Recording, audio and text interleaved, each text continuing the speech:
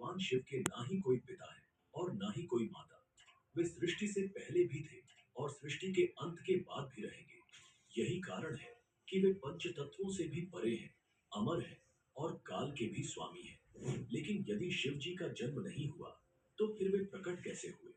इसके उत्तर में विभिन्न पुराणों में अलग अलग कथाएं मिलती हैं। विष्णु पुराण के अनुसार भगवान विष्णु के मस्तक से उत्पन्न तेज के कारण भगवान शिव प्रकट हुए।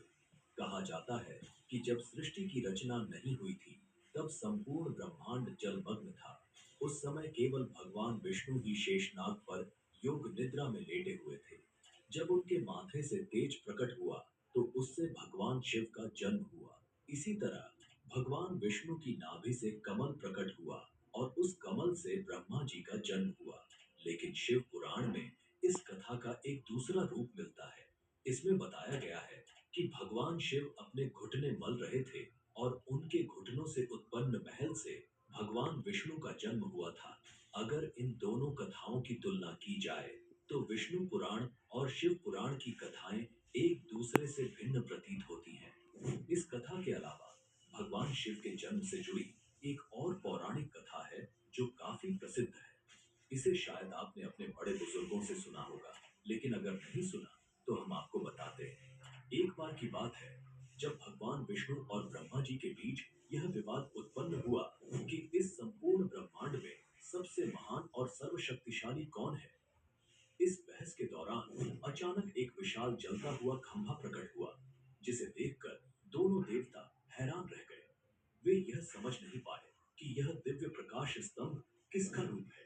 तभी उस खंभे से एक दिव्य आवाज आई, जो भी इस खंभे के ऊपरी सिरे और निचले सिरे का पता लगाएगा, वही सबसे महान कहलाएगा। यह सुनते ही ब्रह्मा जी ने हंस का रूप धारण किया और खंभे के ऊपरी सिरे की खोज में निकल पड़े, जबकि विष्णु जी ने वराह का रूप लिया और खंभे के निचले सिरे को खोजने चले गए। दोनों ने बहुत प्रयास किया, लेकिन अंततः उन्हें खंभे का कोई और छोर नहीं मिला। हार मानकर दोनों वापस लौट आए। तभी भगवान शिव अपने असली रूप में प्रकट हुए और तब विष्णु जी और ब्रह्मा जी को यह स्वीकार करना पड़ा कि महादेव ही सबसे महान और सर्वश्रेष्ठ है। इस पूरी सृष्टि में उनसे बड़ी कोई शक्ति नहीं है। शिव पुराण में इस कथा का उल्लेख किया गया है और यह बताता है कि भगवान शिव का न तो कोई जन्म हुआ और न ही कोई अंत होगा। यही कारण है कि उन्हें स्वयंभू कहा जाता है, अर्थात वे शाश्वत और अमर हैं। अब हम बात करते हैं भगवान शिव से जुड़े एक ऐसे विषय पर जो सबसे अधिक प्रसिद्ध है। क्या भगवान ब्रह्मा भगवान शिव के पिता हैं? यह कथा लोगों के बीच काफी चर्चित है। तो चलिए जानते हैं कि भगवान शिव ने ब्रह्मपुत्र के रूप में जन्म कैसे लिया। इस पौराणिक कथा का उल्लेख विष्णु पुराण में मिलता है। कथा के अनुसार जब संपूर्ण ब्रह्मांड जलमग्न था, धरती, आकाश और पाताल सब कुछ जल में समाया हुआ था, तब इस संसार में केवल भगवान विष्णु ही थे। वे क्षीर सागर में अपने शेषनाग पर योग निद्रा में स्थित थे।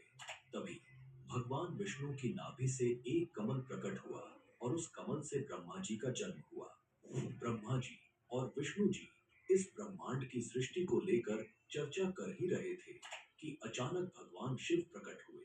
लेकिन जब ब्रह्मा जी ने उन्हें पहचानने से इनकार कर दिया, तो भगवान शिव नाराज हो गए और अंतर्ध्यान हो गए। भगवान विष्णु ने अपनी दिव्य दृष्टि से ब्रह्मा जी को उनकी भूल का एहसास कराया, जिसके बाद ब्रह्मा जी ने भगवान शिव से क्षमा मांगी और उनसे प्रार्थना की कि वे उनके पुत्र रूप में जन्म लें। भगवान शिव ने ब्रह्मा जी की प्रार्थना स्वीकार कर ली और जब ब्रह्मा जी ने सृष्टि की रचना प्रारंभ की, तो उन्हें एक संतान की आवश्यकता महसूस हुई। उसी समय भगवान शिव का वरदान उन्हें याद आया। ब्रह्मा जी ने कठोर तपस्या की, जिससे प्रसन्न होकर भगवान शिव एक बालक के रूप में उनकी गोद में प्रकट हुए। यह भगवान शिव का एकमात्र बाल्य रूप था। जब ब्रह्मा जी ने बालक शिव से उनका नाम पूछा, तो शिव रो रहे थे। तब ब्रह्मा जी ने उनका नाम रुद्र रखा, जिसका अर्थ होता है रुदन करने वाला। लेकिन इसके बावजूद भी बालक शिव शांत नहीं हुए। इसीलिए ब्रह्मा जी ने उन्हें दूसरा नाम दिया, फिर भी वे चुप नहीं हुए। अंततः उन्हें शांत करने के लिए ब्रह्मा जी ने भगवान शिव को 108 नाम प्रदान किए। तो यह थी भगवान शिव के जन्म से जुड़ी रहस्यमयी कथा, जो यह दर्शाती है कि वे स्वयंभू हैं, अर्थात उनका कोई जन्म नहीं हुआ, वे अनादि और अनंत हैं। दोस्तों, आपको क्या लगता है, भगवान शिव का जन्म हुआ था या वे स्वयंभू हैं? इस रहस्य पर आपकी क्या राय है?